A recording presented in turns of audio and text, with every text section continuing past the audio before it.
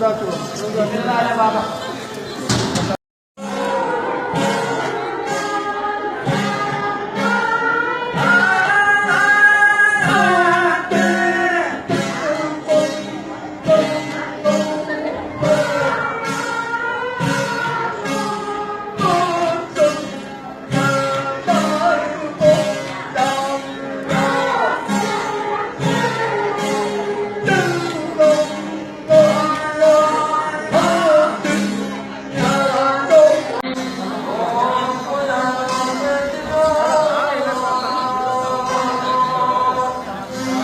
không bỏ lỡ